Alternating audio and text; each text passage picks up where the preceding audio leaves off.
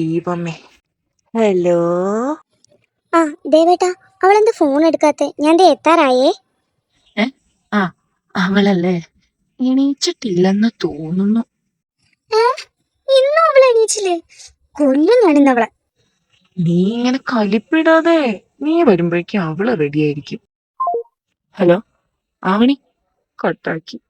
ലേ, നീ എണീക്കുന്നുണ്ടോ? ആവണി ദേ ഇപ്പൊ എത്തും. ആ ഞാൻ ദേ റെഡി ആയിക്കൊണ്ടിരിക്കേട്ടാ. ഈശ്വര, എനിക്കുള്ള ഭരണിപ്പാട്ട് എത്തിയെന്ന് തോന്നുന്നു.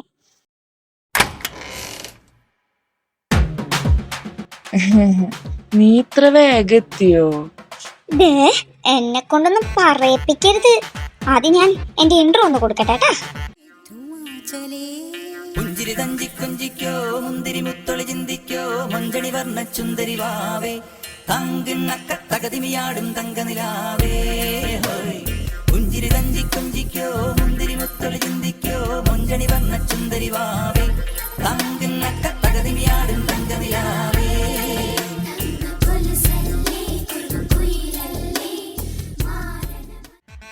ആ അതെ, അപ്പൊ ബാക്ക് ടു സ്റ്റോറി. അല്ല, ഞാനെവിടെ പറഞ്ഞേ? എന്നെ കൊണ്ടൊന്നും. ആ അതെ, ദേ എന്നെ കൊണ്ടൊന്നും പറയിപ്പിക്കരുത്. ഇന്നും കൂടെ ലേറ്റ് ആയ. ഇല്ല, ഇത് ലാസ്റ്റ്. അപ്പൊ ഇന്നലെ പറഞ്ഞതോ? അത് ഇന്നലെ അല്ലേ, ഇതെന്ന് പുതിയത്. ഓ ഈശ്വരാ, നിങ്ങളെ ഉണ്ടല്ലോ അവൾ എന്ന് തൊട്ട് നേരത്തെ എണീപ്പിച്ച് വിടാന്ന് പറഞ്ഞത് നിങ്ങളല്ലേ? നീ ഇങ്ങനെ എന്നോട് ടെമ്പർ തെറ്റിക്കാതെ. ഞാൻ വിളിച്ചതാ, അവള് എണീക്കണ്ടേ. നിങ്ങളോട് പറഞ്ഞിട്ട് ഒരു കാര്യമില്ല. എവിടെ അവള്? പാതിരാത്രി അവളുടെ കെട്ടിയവനെ വിളിച്ചോണ്ടിരുന്നിട്ടോ രാവിലെ നേരം വൈകിപ്പിക്കണേ. നീ വരുന്നുണ്ടോ? ഇതാ കഴിഞ്ഞു പെണ്ണെ, വരുന്നു.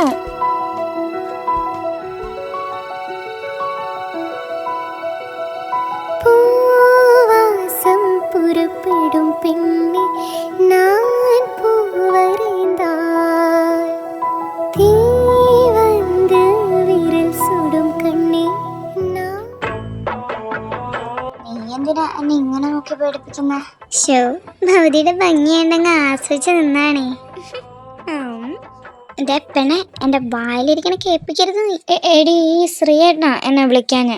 അല്ലാതെ പൊന്നുമോള് രാത്രി കെട്ടിയനെ വിളിച്ചോണ്ടിരുന്നിട്ടല്ലേ? നീ വന്നേ, ലേറ്റ് ആയില്ലേ? ശ്രീയേട്ടാ, ഞങ്ങൾ ഇറങ്ങുവാണേ. അല്ല, നീ ഇപ്പൊ കഴിക്കുന്നില്ലേ? ഓ, ഇനി നേരമില്ല ഏട്ടാ, പോട്ടെ. അല്ലെങ്കിലേ ഏട്ടന്റെ ഫ്യൂച്ചർ കൊണ്ടാട്ടി എന്നെ ഏട്ടനെ 2 പീസാക്കും. കഴിക്കണേടി. പിന്നെ ശരിക്കും ഉറക്കൊക്കെ തീർന്നല്ലോ അല്ലേ? ഇന്നലെ 3 മണി വരെ ഞാൻ ലൈറ്റ് കണ്ടു.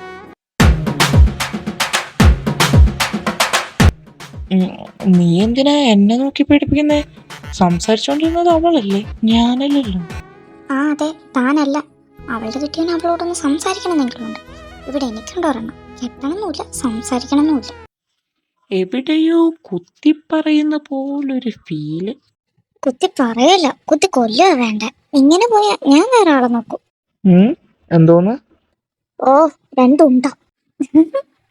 വാ, ഇന്നത്തെ കൊട്ട കഴിഞ്ഞു, ബാക്കി നടയടി നാളെ.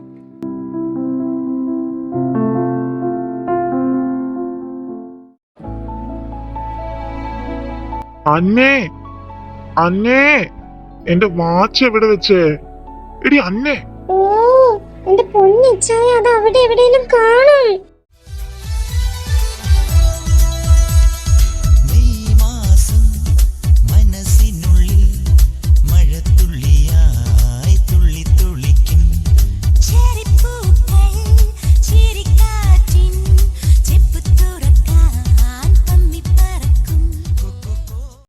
ഇവിടെ ഒന്നും കാണുന്നില്ല, നീ ഒന്നിങ്ങ് വന്നേ. ഞാൻ മോനിവിടെ കഴിക്കാണ്ടാക്കാ. അല്ല, പറഞ്ഞ പോലെ മോൻ. അയ്യോ ഇച്ചയ, അതെ വാച്ച് കുഞ്ഞൂസിന്റെ കയ്യിൽ ഞാൻ കണ്ടായിരുന്നു രാവിലെ. എന്റെ മാതാവേ, എങ്കിൽ അതിന്റെ പാർട്സിന്റെ കാര്യത്തിൽ ഒരു തീരുമാനമായി കാണും. അവൻ എവിടെയാണ് എന്നിട്ട്? ഡാനിയുടെ റൂമിൽ കാണും. കുഞ്ഞൂസേ, ഡാ, എന്താ മമ്മ?